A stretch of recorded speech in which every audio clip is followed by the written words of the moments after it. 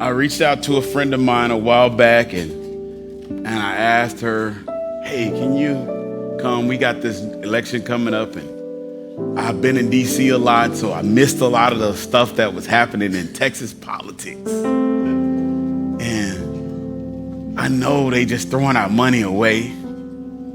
Can you help me come and talk about where they're throwing our money away to? So that we can try to thwart it as much as we can. So I've got two friends that I brought. One that I brought a couple years ago and she shared. And we're all going to collaborate tonight and help you.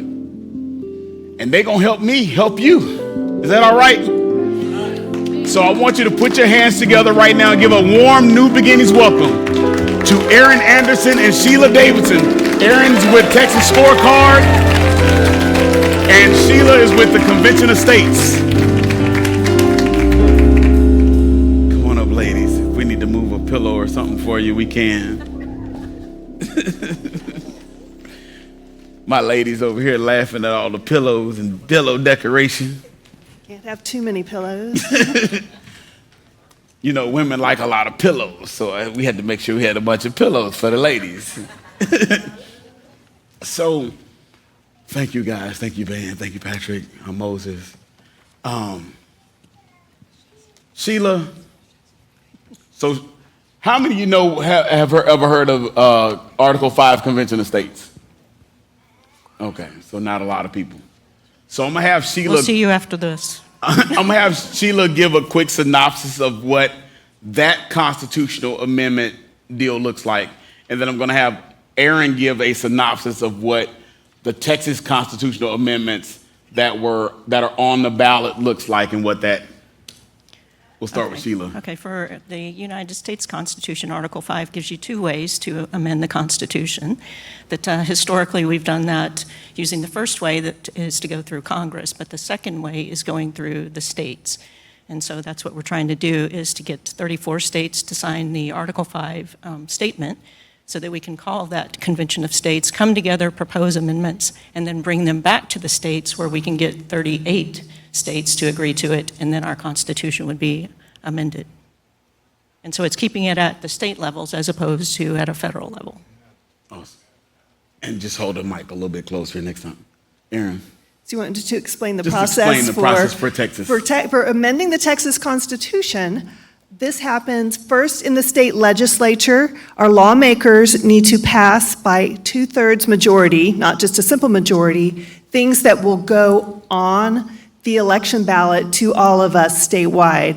This legislative session, our lawmakers chose 17 items that will be on our November ballot for us to vote on, and if they get a simple majority vote of the people, then they become part of our state constitution. And so I'm normally down in Austin following this stuff really closely. I have a 40-page document here from Texas Public Policy Foundation that they put together. It's very detailed. I didn't print them out for all of you guys because that's a lot of stuff.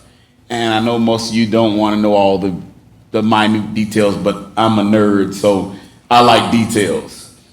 So Pastor Toy, can we say one thing? Yes. That just to kind of follow on what you're talking about, I think it's important while you're looking at these amendments is to understand the state budget. Yes. And talk a little bit about that, that over the past 4 years, it has increased 42.8%. So our spending in this state, in our opinion, is out of control.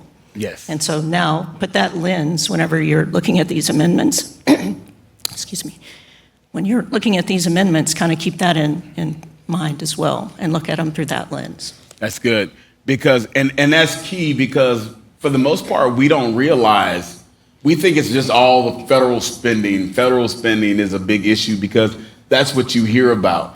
But there's a lot of unnecessary spending that also happens at the state and the local level.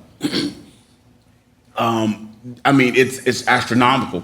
For instance, the first Proposition 1, which is SRJ 59, it's designed to provide funds for the Texas State Technical College infrastructure and workforce education. So I know you guys are like, what in the world does that even mean? So I got to put my eyes on. Y'all know how. The younger I get, the more I need these things. So the summary here is that this amendment would create 2 dedicated state funds to support infrastructure, land acquisition, and equipment for the Texas State Technical College system, seeded with an initial $850 million from the Texas General Revenue. These funds would operate outside the normal state budget and outside normal state legislative oversight. Anybody see a problem with that? So here, the rationale that's noted here is, while expanding access to workforce education, it supports individual liberty and personal responsibility. Embedding this preferential funding mechanism in the Constitution undermines limited government and transparency. A statutory approach with normal budget oversight would better uphold fiscal accountability. What are your thoughts on that? I'll start with Aaron. Well, I think there were some key phrases there. Number one, spending and outside regular appropriations. So our lawmakers meet every couple of years, people that we elect, and they vote on a whole lot of spending. But once they embed it into the state constitution, there's no more voting each year, each session on whether or not it's a good idea. So it becomes an automatic cash machine to whatever this project happens to be.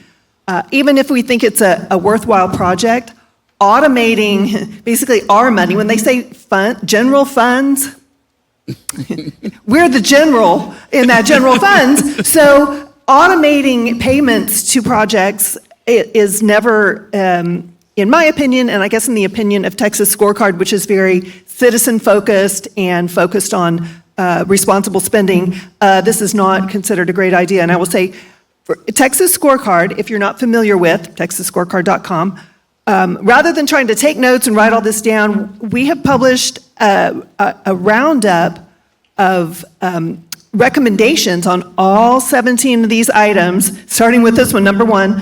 And we have 3 different fiscally conservative organizations that have given their recommendations. Now, all 3 of those organizations said they're a no on this one. And just for your future reference, the one word I want you to remember is roundup. So when you get home, before you go to the polls, sometime in between those things, go to texasscorecard.com, search for the word roundup, and you will come up with this article that has these 3 groups' recommendations. It also links to this this report that Troy is reading from that has a lot of details on all 17 amendments. So check those out. Yes. Sheila. And so what I was curious about just at the very beginning is, why did they pick this college? And so it's like, there's a lot of colleges and universities in Texas, so what was so special about this one? And so I found out that Texas State Technical College is actually not part of the Community College Fund. It's a separate state agency serving students on 10 campuses. And currently they don't have any ability to collect taxes, unlike the 2-year institutions. And so they're at a disadvantage compared to the other ones. What they do is they get money from the state based on a value-added system or outcome-based system. So it's their graduates, the graduation rate, and then what their salaries are after they graduate, which is a fantastic measure. But what they don't have in place is what we were talking about, the infrastructure to build new campuses and to refresh the campuses. And so it seems like there was either an omission on this, or either the legislatures were expecting you and I to approve these types of funds. Right. So just giving you a little background on why this specific university. Anytime you see something specific, you should always look into why that. Yes. And it ends up being, it looks decent on the surface, but it's always the underlying things that you have to watch for. The number one thing that caught me in reading it, I just kept reading it over and over again, because I couldn't believe that they actually put the language in here that said no oversight. So that's how dumb they think we are, is that we can't comprehend that we're going to give them $850 million from the state fund, and nobody's going to monitor where that money goes. I mean, anybody here want to give somebody $850 million? I don't know anybody in here that wants to give somebody $20 and not know where it goes. Proposition number 2 is, put these eyes on, banning taxes on the realized or unrealized capital gains of an individual, family, estate, or trust. Sounds good. Here, summary, this amendment would permanently prohibit the Texas legislature from imposing any tax on capital gains, whether realized or unrealized. Texas currently does not have such a tax, so the measure functions as a safeguard to preserve the state's existing low tax structure. The rationale is that this measure upholds individual liberty, private property rights, and free enterprise by protecting Texans from future financial intrusion and double taxation. It strengthens Texas's commitment to limited government and long-term economic competitiveness. So this is one of the proposals that acts as sort of a preventive measure. You know, it's not happening now. We don't think it's going to, but it's sort of a just in case. And I will say all 3 organizations that we surveyed were a yes on this one, because we were always yes to no new taxes.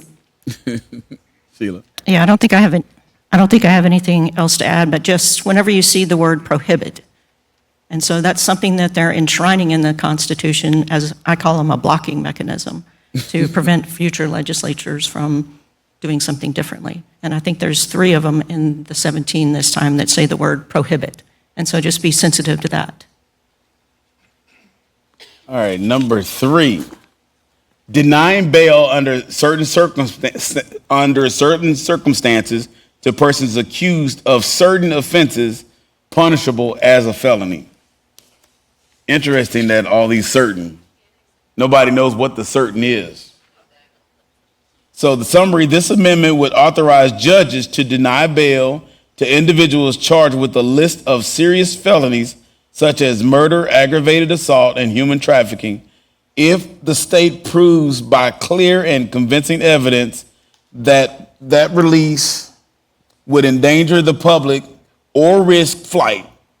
It embeds mandatory bail denial for certain charges into the state constitution with limited discretion for judges.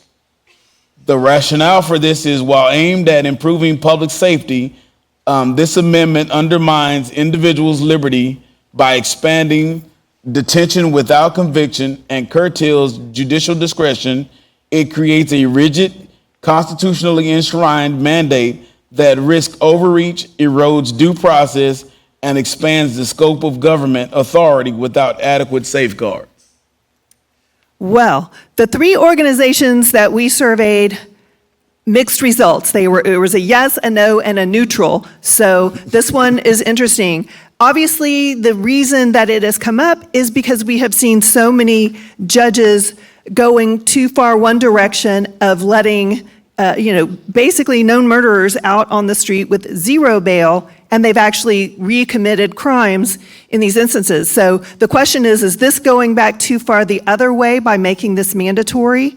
And the 9 felonies they can include murder, there's some child sex crimes, which I have to say, part of me wants to say, let's not let these people out again. But so the question has to be for each of you: is this going too far the other way, or is this a balance that we need compared to what we're having right now? Yeah, I agree with all that. And then the notes that I had seen when I read up on it is note that these are pretrial cases, and so defendants are presumed innocent until proven guilty. And also, it seems like there's overly prescriptive rules that are going to be limiting judges. Yes. And it just seems like we're oppressing a judge's job whenever he's supposed to be deciding what to do as far as bail goes. So this one just seems a little too far, in my opinion. And I'll just add, a constitutional amendment is much stronger than just legislation. If we had legislation addressing this and it could be, adjusted each legislative session to kind of react to how it's going, that's very different than, sort of, like you said, locking it into the Constitution. So sort of micromanaging a judge in the Constitution might be a bit of overreach, even as much as we don't want people who we think are going to commit more murders out on the street. So it's a real balance here. Right. And it's all predicated upon how you want to do it. I think it's something that the legislators should have done and taken it upon themselves to have the discussion. But I get what they're trying to pass the buck, so when something goes wrong, they can say, well, it's the voters, they voted for that. But they can't vote for it you can't vote for it if they don't bring it before you to vote for. But they will, in turn, the moment it doesn't do what they sent it out to do, they'll blame you for supporting it. That's what they do. Right. So now there's SRJ 7, which is Proposition 4, dedicating a portion of state sales tax and use tax revenues to the Texas Water Fund and to provide for the allocation and use of that revenue. Isn't that kind of vague? So this amendment would divert up to $1 billion per year in existing sales tax revenue into a new Texas Water Fund to support water infrastructure projects. The funding would occur automatically each year, bypassing the normal legislative appropriations process, and would continue until 2035 unless extended by the legislature. I don't know about you, Aaron, but that sounds like a slush fund. It sure does. And there we see that automatic expenditure rather than each session that we review and adjust. Y'all, there's no secret that water's a big problem around this state. And a lot of people are going to say, yes, we need more water. Let's vote yes here. But automating a certain amount is never necessarily the best way to go. And I will just say the 3 organizations we surveyed all were a no on this one.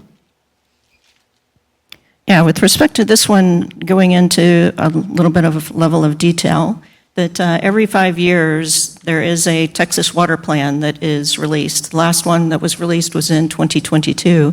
And if you look at that, we're way, way off track. So we're unfortunately behind the power curve right now. If you look at the Texas 2036 data, Texas must invest at least $153.8 billion over the next 50 years. $59 billion in new water supplies, $73.7 billion in fixing deteriorating water systems, and $21.1 billion in fixing broken wastewater systems. And so we have a significant budget shortfall or funding shortfall already.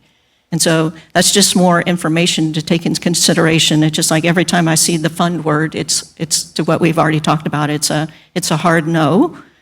But it's just like, I think it also behooves everybody just to understand the water situation in Texas is pretty behind the curve. And there's a lot of work that needs to be done, period. And whatever we don't put into these constitutional amendments is going to ripple over into the local and the regional water facilities having to take those burdens on. So it starts to get passed down to local levels. And so you just have to weigh all of these different things when you're looking at this particular amendment, because it's one of the bigger ones. And this is another one of these that I talk about that sounds good on the surface because it draws you in, because you hear about water shortages and you hear about all these water issues, and you're like, well, I don't mind yielding $1 billion toward it. But if you already have a budget shortfall from your previous budget, that means you have misappropriated the previous funds that we've given you for this. So why would we allocate another $1 billion a year for 20 years or 10 years? That's $10 billion extra on top of your already shortfall to give you more of a shortfall. And I don't know about you, but I didn't read anything in there about any oversight on that one either. So There's $10 billion that's going to somebody's personal checking account.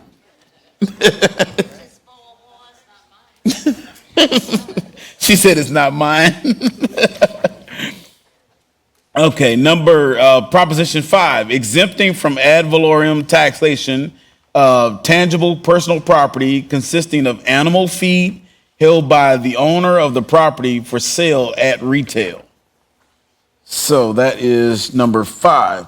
So this amendment would give the Texas legislature the authority to exempt animal feed held for retail sale from local property taxes. It does not require the exemption, but permits future legislation to implement it, potentially correcting a tax inconsistency within the agricultural supply chain. Well, the 3 organizations we talked to support this, and you'll notice a difference here. It's not a mandate. It allows the legislature to consider this. So I'm okay with opening something for the legislature to consider. Right. Yeah, I looked at this as another niche. I think it was an amendment either the last time or 2 times ago, was exempting medical equipment inventory. Then it was aircraft parts inventory. So it seems like whoever is the loudest lobbyist, we get one of these types of amendments. So just take that into consideration. I need that lobbying job. Lobbyists make a lot of money, just in case you guys didn't know. I know some of our kids are thinking about being attorneys and doctors and stuff, but if you want to make the real money, be a lobbyist. No.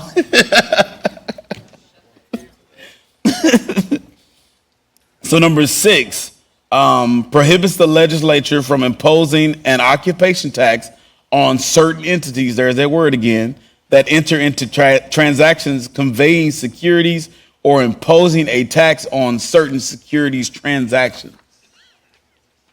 Well, now here's what y'all may not be aware of, but Texas just opened its own stock exchange. Yes. So this is tied to the idea that we're going to have this increase in people working the stock exchange and the securities market. All 3 organizations that we talked to support this because, frankly, we don't like any occupation taxes. So we're fine with this one. But just the reason it's come up out of the blue on securities is that we're hopefully going to have a burgeoning stock exchange here in Texas. Yes. Nothing new to add to that. It's an exciting time. Yes, it is. Okay, number 7, is it? Yes.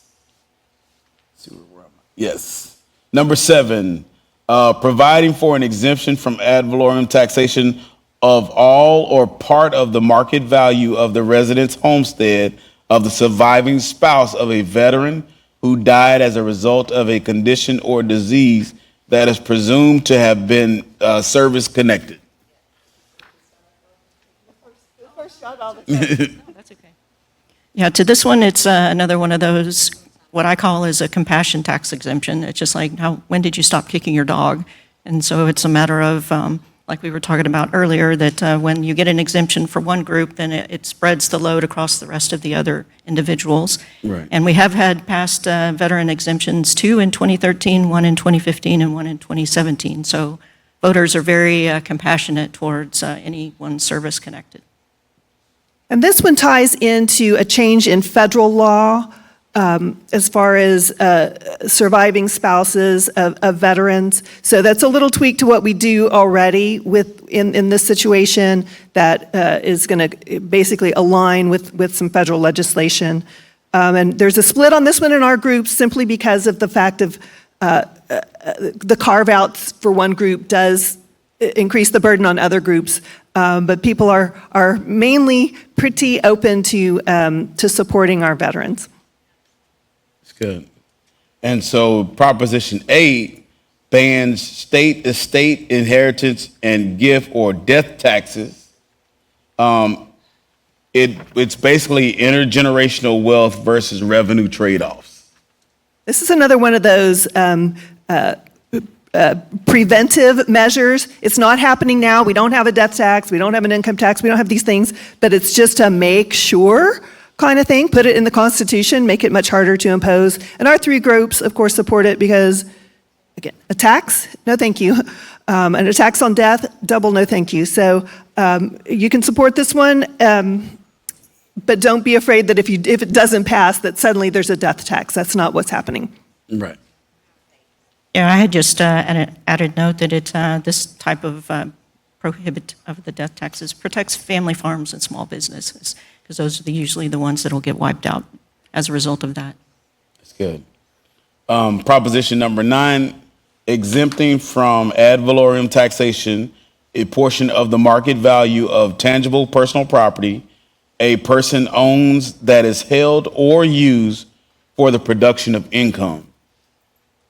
In case you don't know, ad valorem means property tax. That's Yes. their fancy word for it. So they are exempting some personal property from taxation for people that are, small business owners producing an income. So it's considered kind of an economic incentive for small businesses. All three groups we talked to support it. Yes.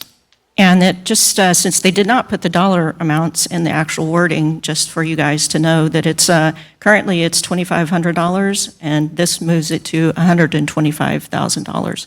So it's kind of moving that smaller business more into a moderate leveled size business. Good. Which should inspire some of you to want to start a business. Home-based business at that.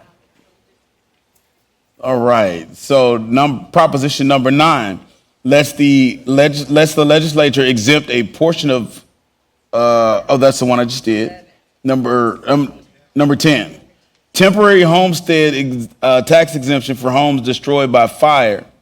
And so C10 here.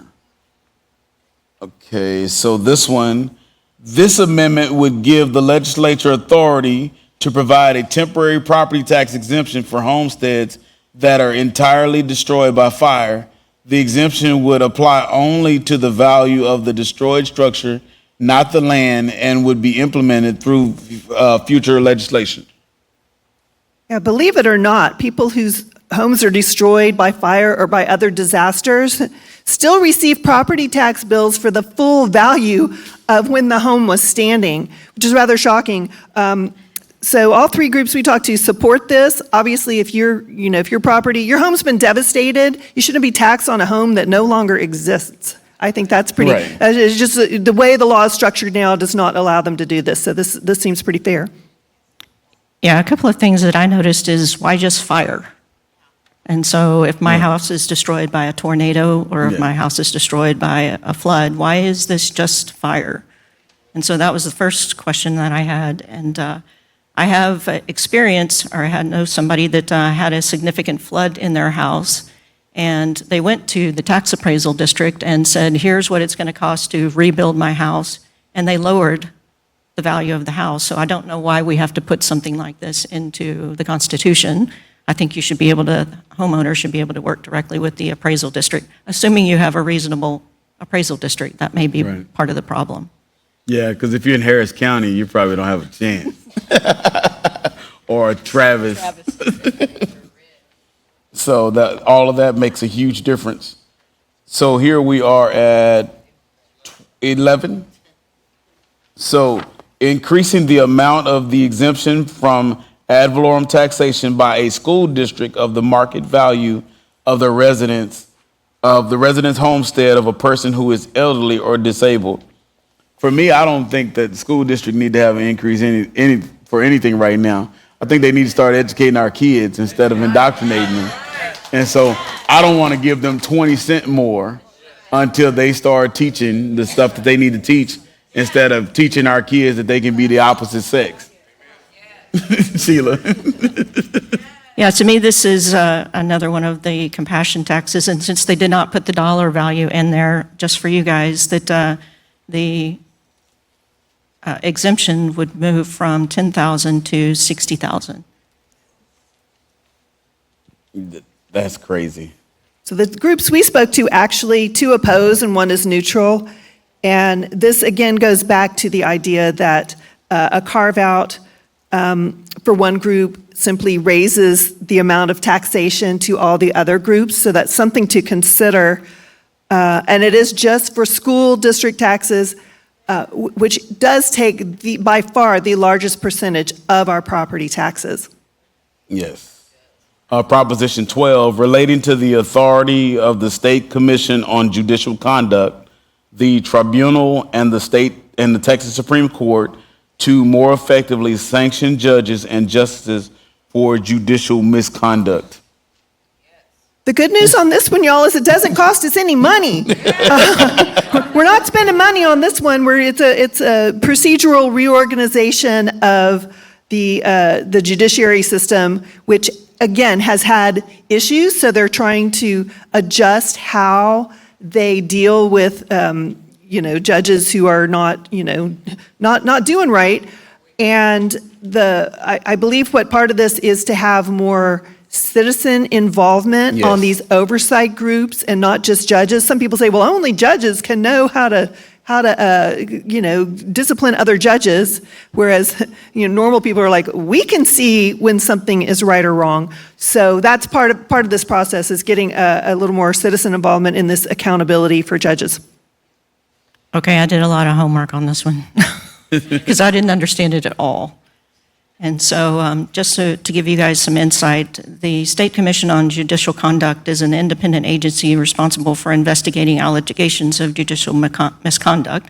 There's 13 members, 6 are judges and justices, 2 members come from the State Bar, and there are currently 5 citizens. They're appointed by the Supreme Court, the State Bar, or the governor. And so this will be an important part to remember. What this proposition is going to do is remove the 2 members from the State Bar and instead give the governor authority to appoint 2 additional citizen members. And so what that means is you're going to have now 7 citizens and 6 judges and justices. So you have the majority in the citizens. And so remember that citizens are appointed by the governor. So if the governor was a different governor, would you vote for this or not? And so you just need to take those into considerations, because right now depending on which side of the aisle you're on, could be favorable.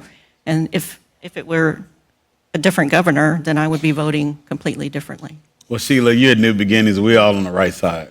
Well, and yet I should have known better than that. I will just add, the State Bar is not necessarily an organization I trust to make the best picks either. No, not at all. Oh, and I forgot to also mention this, that it also changes the Judicial Review Tribunal, that it was 7 members that were drawn by lot. Now it's going to be 7 members appointed by the governor.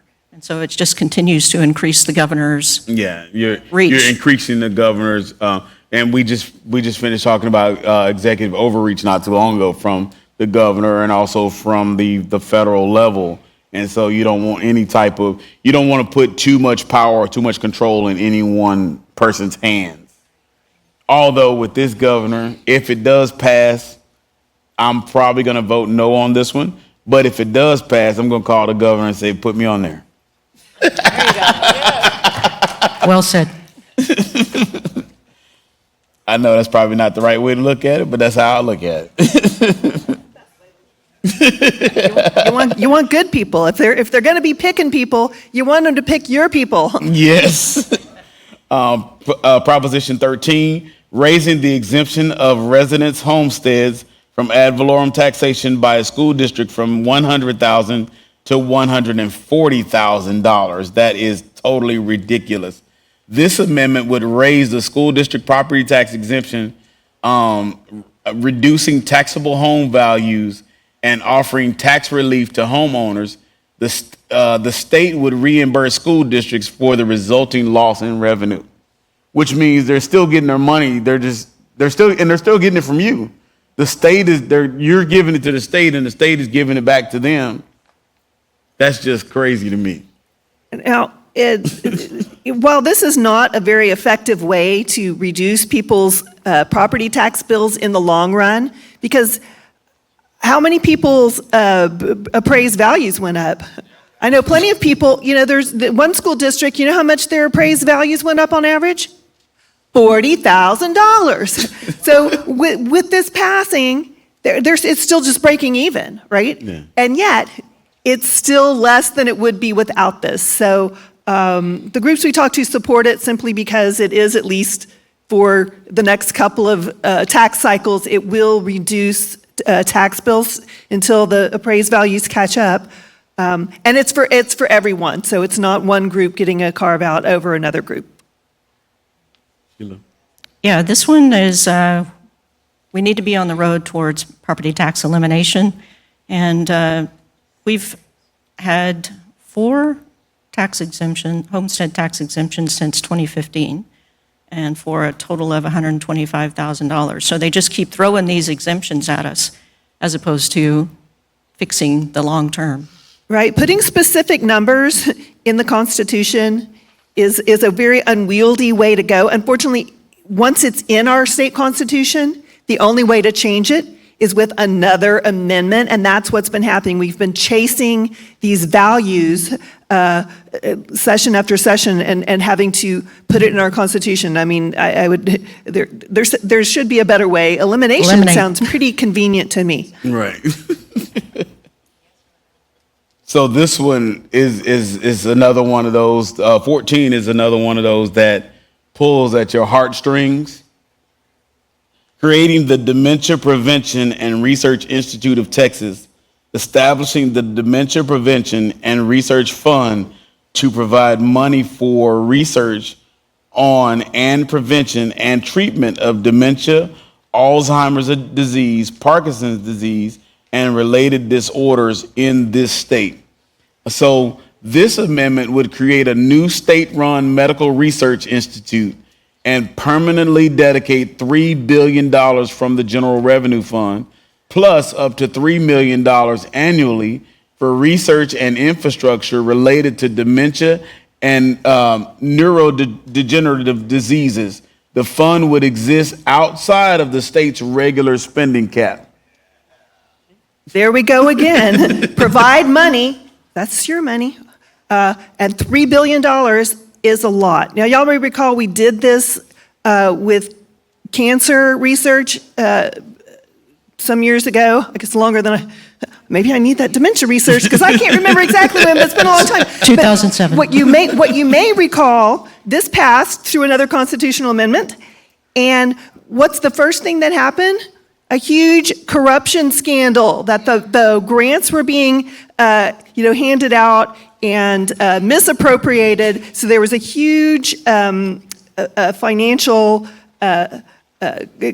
scandal going on there. So as much as you might think, oh, money should be spent on this, the money doesn't always even go to the organization that it's designated for because it's a big magnet for corruption.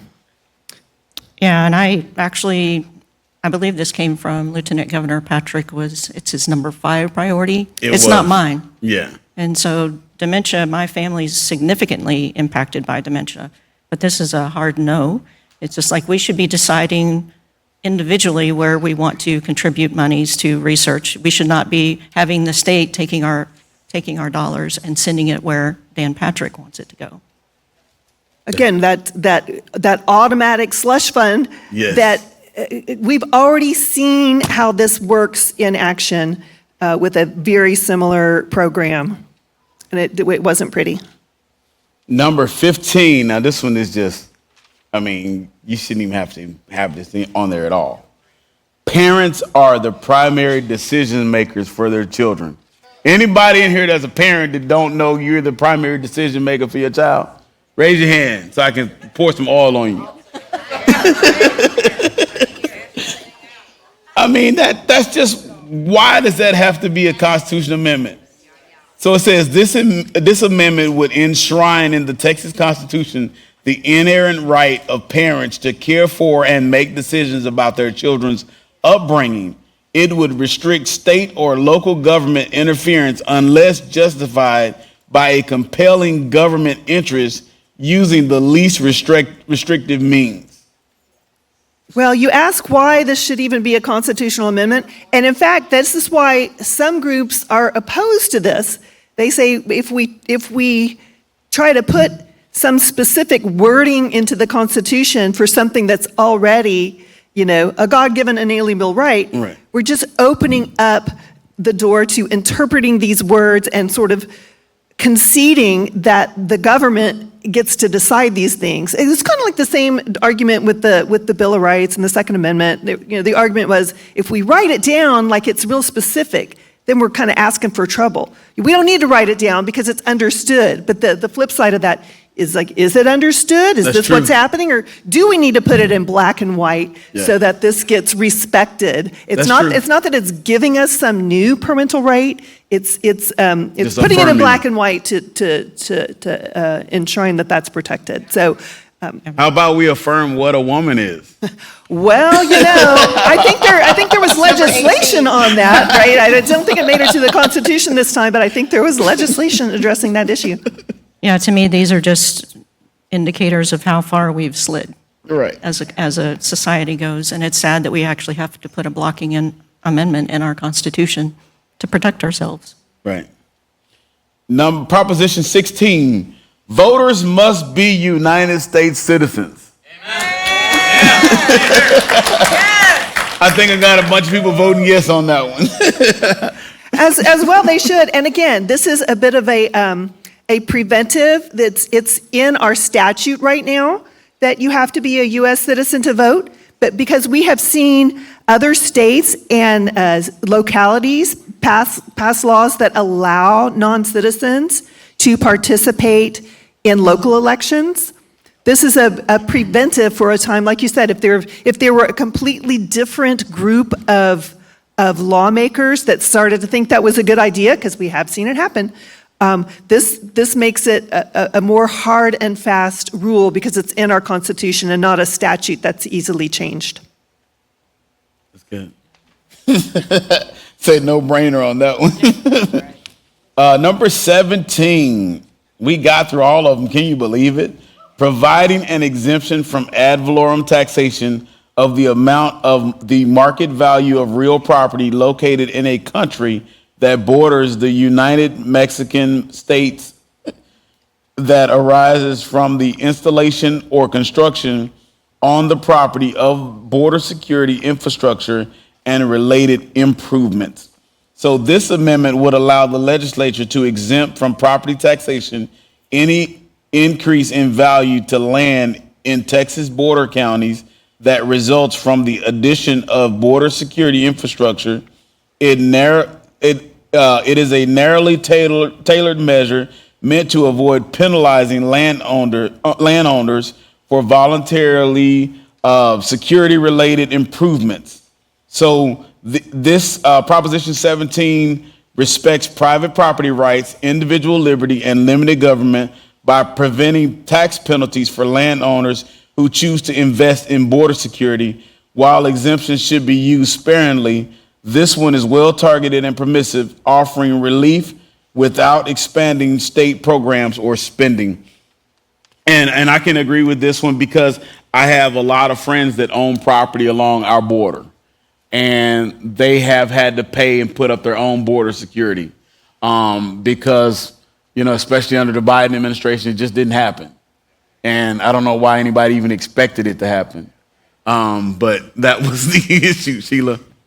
Yeah, I was trying to figure out what on earth drove this, and so your insights are good. And so I did some research, and I found an instance in Hidalgo County that was a Lance Newhouse property that their property tax in 2019 was $272K, and in 2020 it went up to $434K because of the border wall being installed on it. And so it's just like, you should be able to work this out through your appraisal districts, but apparently we have to put put a backstop in to help these people that are on the border. And that's liberal county leadership in that area as well. Right, exactly. Right, and that's that trade-off. What people say they want the local control, but if the localities are not, it's when they start to go off the reservation, just like with the judges or in these other cases, people feel like they need the state to step in and set a statewide standard so that taxpayers, homeowners, whatever, in one county aren't getting a completely different experience than the ones in another county because laws are being applied differently. The three groups we talked to did support this one, so. Awesome, awesome, awesome. And so the paperwork that you got that we've been reviewing, I've got copies of it on the ministry table in the hallway for you guys. And I see a bunch of you already have already stopped by and picked it up. But there is more out there. If we run out, I can print you more. If you want the 40 pager, just email Rhonda. She said you put me on the spot again. Or if you want to save them in some paper, again, you could go to texasscorecard.com. Yes. Search Roundup. You're going to get our Roundup article that has all these amendments listed and these 3 organizations' recommendations and the link to the Texas Public Policy Foundation 40-page document. I now prefer online than stacks of paper, but if you prefer paper, that's available too. That's for us old people. And we still got time for questions. So if you have questions, can we put the rules for Q&A up on the wall, Amanda? And you would go stand over here at the mic next to Art. Is Amanda not back there? Oh, there they are. Are the rules big enough for you? Any questions? Any questions? The mic is right over here to my left, your right. Wow. I guess everybody head hurting, huh? They did a good job. Don't forget, if you have not gotten your Hebrew calendar, they're available in the bookstore now. They have come in. So those of you that have been looking for them, it is available. Paula expects to sell out tonight. Ain't that right, Paula? Thank you, Mike. Also on the 18th, we have prayer in the city down the hall at, what's that room? New Beginning, Torah room, whatever. Down the hall. What's that? South side of the building. You can enter there at 10 a.m. This Sunday, Pastor Larry is going to be teaching from Israel on Sukkot. So he's going to be in Israel teaching us here on Sukkot. It's going to be a great time, 10 a.m., 9 a.m. Torah study, 9 a.m. Sunday morning leadership. I'm going to get all these names after a while. As soon as I get them, then they'll change them again. Oh, and don't forget to bring your first fruit offering this Sunday for first fruits. I'm missing something. I know I'm forgetting something. Oh, yes. Thank you, Annette. Yes. Having a moment today. I don't know what's going on. I didn't drink my ginkgo today. Starting next Wednesday night, we will be going through a 6-week video series from Turning Point USA. Charlie Kirk, he and I talked about it before the assassination. And so we're going to be showing, it's called First Truth. It's going to take us a 45-minute series, take us through the first truth of the Bible. And he will have a representative, well, he won't, but his team, they will have a representative from Turning Point USA here for each of those weeks. And for those of you that are attending in person, not you guys watching online, those of you here in person, Turning Point USA will be providing pizza for each of those 6 weeks. So if you want pizza, you can't watch from home. You got to come to church for once. You can at least make it for 6 weeks of the year, 6 weeks in a row. That's all we're asking, 6 weeks consecutively. We all get up and fight through traffic to get here to serve the Lord and to fellowship together and come together in a place of community. Come on, get up off your couch and come join us. We'd love to have you in worship and prayer at 6:30 with Tracy and Rose and the team. And then we got coffee fellowship before that. Service starts at 7. Just a great time in the Lord and a great time of fellowship. I want to thank my guests, Erin Anderson from Texas Scorecard and her awesome boss, Michael Quinn Sullivan, who's a dear friend of mine, and Sheila Davidson from Convention Estates, and I'm a member of Convention Estates. I should know what she's with. and her amazing boss, who's a good friend of mine as well, Mark Meckler and his wonderful wife, Patty. Thank you guys so much. We love you guys. Father, I pray a special blessing over all of those that are watching, that came in by stream. I pray that you would just meet them at the point of their need. I pray that they would not go out empty, but they would receive that spiritual gift and spiritual empowerment, and that everyone in this room would receive that one certain spiritual thing that they're seeking from you. Receive it in their life right now by the power of Almighty God that is at work in them. We declare that over you until we see you on Sunday or next Wednesday night. God loves you, and I do too.